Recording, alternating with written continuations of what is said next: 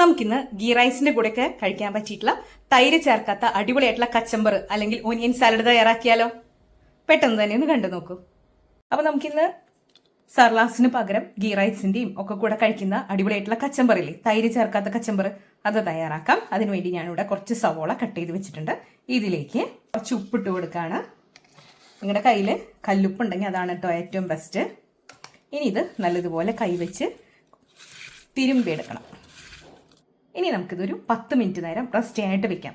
ഏറ്റവും ബെസ്റ്റ് വലിയ സവോള വട്ടത്തിലരിഞ്ഞ് നല്ലതുപോലെ തിരുമ്പി പിടിപ്പിക്കുന്നതാണ്. എൻ്റെ ഇപ്പോൾ ചെറിയ സവോള ആയതുകൊണ്ടാണ് നമ്മളിങ്ങനെ ചെയ്തത്. പക്ഷെ വലിയ സവോള ഉപയോഗിക്കുകയാണെങ്കിൽ കുറച്ചും കൂടി ടേസ്റ്റിനും അതുപോലെ ആ ഒരു ടെക്സ്ചറിനൊക്കെ വ്യത്യാസം ഉണ്ടായിരിക്കും.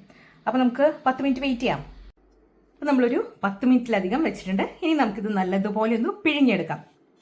വേണമെങ്കിൽ ഒരല്പം വെള്ളം കൂടെ ചേർത്ത് കൊടുക്കാം. ഇനി ഇത് നല്ലതുപോലെ ഒന്ന് പിഴിഞ്ഞെടുക്കാം. തിരുമ്പിയിട്ട് തന്നെ പിഴിയണം. അപ്പോഴാണ് ആ ഉപ്പും അതുപോലെ ആ നീരൊക്കെ ഉണ്ടല്ലോ അത് നല്ലതുപോലെ കണ്ടോ പോവുള്ളൂ. അപ്പം നമ്മുടെ സവോള നമ്മൾ നല്ലതുപോലെ പിഴിഞ്ഞ് എടുത്തു വെച്ചിട്ടുണ്ട്.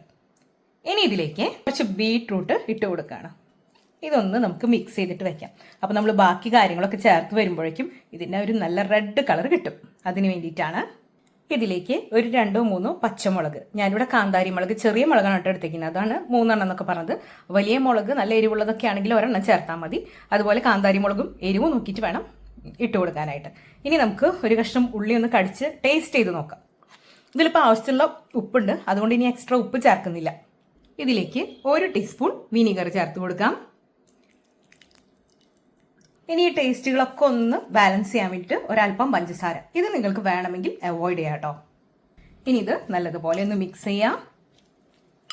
നമ്മൾ ചേർത്ത വിനീഗറും പഞ്ചസാരയും പച്ചമുളകും എല്ലാം എല്ലാ ഭാഗത്തേക്കും ആവട്ടെ.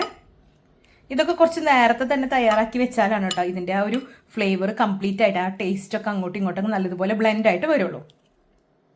ഇനി വേണമെങ്കിൽ ഒരല്പം വെളിച്ചെണ്ണ ചേർക്കാം, ഞാൻ ചേർക്കുന്നില്ല. അതുപോലെ ഒരല്പം മല്ലിയില നിങ്ങൾക്ക് താല്പര്യം ഉണ്ടെങ്കിൽ ചേർത്ത് കൊടുക്കാം. നമ്മുടെ വളരെ ടേസ്റ്റി ആയിട്ടുള്ള തൈര് ഒഴിക്കാത്ത കച്ചമ്പർ ഇവിടെ റെഡി ആയിട്ടുണ്ട്.